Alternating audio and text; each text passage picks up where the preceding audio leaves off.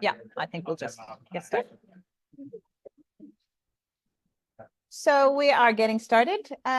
It's great to see you all, and welcome to this MF CASR lunch, where Dana and I will be presenting. So this is Dana Ryan Lande. You may very well remember her as the postdoc of the Lying Pen of Scribes project here at MF a couple of years ago. And Dana is now working at the University of Agder. And then it's me. I think you know me. Liv Ingeborg. I'm a professor of the study of religion here at MF. So Dana and I are going to talk about the tolls of public-facing scholarship. That's the title of our talk. And as you all are aware of, we are talking for like approximately 13 minutes, and then there will be 13 minutes for response and for questions and answers. And if you want to say something, you have to use the microphone over there. And if you're with us digitally, you can use the chat function. So Dana, do you want to start? Yeah, hello. In this paper, we are reporting from a study that we conducted in 2020, 2021 to 2022 as part of the Lying Pen of the Scribes project. The resulting article is titled Manuscripts in the News, the Challenges of Public-Facing Scholarship, and it is about to be published in Harvard Theological Review. And we had hoped it would have been out for this event, but unfortunately it's still forthcoming, but it's coming. It's coming. Yeah, it's right around the corner. Yeah. So this study is a study of ancient, like scholars of ancient religions' experiences with media engagement concerning manuscript finds and manuscript forgeries. And this study that we conducted explored the motivations for and involvement in public-facing scholarship, as well as experience facts and also reactions then to media exposure. And our focus was on the challenges of media publicity in particular, how the current impact and publicity agenda of contemporary universities affects individual academics. That was our focus. And theoretically, we were inspired by Esa Veliveronen's mediatization of science perspective. He's written about how media logics, discursive frames, and promotional practices have become part and parcel of academic life, impacting, at least in part, how institutions and individual academics act. In terms of method and selection, the study is based on qualitative interviews with a sample of 9 experts of ancient religion who, during the last 20 years, have shared their expertise in public-facing media outlets about the Gospel of Jesus's wife, the Gospel of Judas, the Hasson Gabriel, the Sappho Papyri, and the manuscript purchases of the Museum of the Bible in Washington, and then also like the post-2002 Dead Sea Scrolls like fragments. And I just want to add, like before I leave the word again to Dana, that this wasn't really the article that we was planning to write. We were interested in the overlaps between like media and the academe, in terms of how narratives about the Dead Sea Scrolls, et cetera, were developed. But when we conducted the interviews, there was just like, everyone was more or less saying these things that we're going to present now, and we just felt that we had to publish an article about this. So we'll be happy to talk about, methods and sampling and theory and ethics and all of these things later on, but we want to focus now on the findings. Yeah. So our main findings, the first was motivation, was what we looked into. And one of the predominant motivating factors of media engagement was the sense of accomplishment that one has when one goes out and shares, as well as a sense of duty. A lot of our interviewees reported a mission and obligation as an academic to share knowledge, because if it's not the scholars that go out and share what they know, then somebody else is going to fill that void. And then as well, there were institutional expectations, not only because institutions now expect more outward dissemination, but it kind of went hand in hand with this perceived crisis in the humanities, trying to make them more publicly visible, warranting public funds and raising their importance in the public eye. Mm-hmm. Yeah. And then also in terms of their experiences with when they were in touch with media professionals, what we found was like this constant negotiations that they talked about between control, trust, and risk. And all of them reported that it felt like giving up control, quite a lot so. Because it was the journalists that posed the questions, that it was their narratives they had to adjust to, it was their frames, and that it was their power in a sense. So, and this was kind of an answer that came from all of the interviewees. Mm-hmm. So the experienced effects of media engagement were generally reported to be kind of a mixed bag, both positive and negative. And while there are gray areas here, the positive can be inspiration towards new areas of research, scholarship reaching a much broader audience, more confidence in presenting to the public, and potentially even gaining more access to artifacts over time because of heightened visibility. But the negative effects included extensive use of time, negative career effects, and the negative image of the public scholar. So one interviewee noted that it could be exhausting and time-consuming, that they hadn't gotten around to writing the book that they wanted to write. Another noted that media engagement can sometimes sidetrack early career scholars because public communication doesn't count in the same way as academic articles when a scholar is being evaluated for promotion or tenure. And another added that their employability was negatively affected over time as they engaged with the media. Most of the interviewees shared concerns regarding their academic and public persona, being that journalists may ascribe certain characteristics to academics, so they become figures in a predetermined narrative in many ways. And some of the interviewees experienced then this gap between the public image that the media had ascribed to them and the image that they had of themselves. And then we also talked about reactions to media engagement. The interviewees then talked about reactions from media audiences, from peers and colleagues, from home institutions, and also from the communication departments. In terms of the media audiences, the reactions were quite diverse, but there was like a clear tendency that I would like to highlight now, and that was that the women in the sample received a lot more feedback than others, and a large proportion of that feedback was what we could call irrelevant.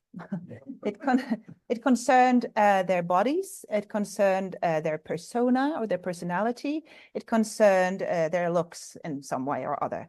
Parts of this was outright harassment. There were, particularly for one of these women, there were a lot of hate mails, threats of different sorts, and so on.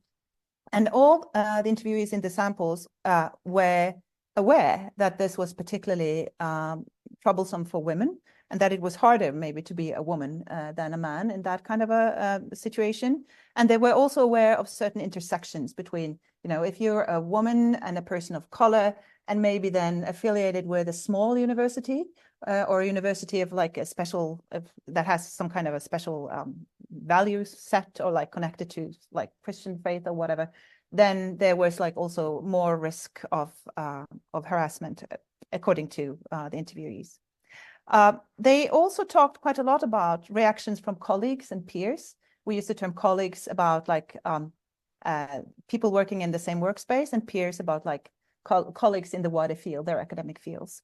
And also here, there was like a mix of reactions. There were some who were just like supportive. There were some who were clearly envious. There were some that found that it was not worthwhile. And then there was also shaming going on. So you had the entire spectrum of reactions there. And very often there was a certain degree of ambivalence in the way that they were met. They also reflected on this as maybe one of the most difficult reactions to receive from your peers and from your colleagues. From the home institutions, we saw quite an interesting variation. And that variation is partly cultural, because we interviewed people from like internationally from like at least 3 different continents. And the ways that the institutions and the universities like with thinking about media engagement varied a bit. So there was one interviewee who worked at the university where it wasn't appreciated at all. You should not engage with the media. And then there was one or like a couple of places which were very in favor of it. And then there was like the continuum between the two. And many of them felt like that there was a very clear expectation that there was like that this impact agenda was like very strong.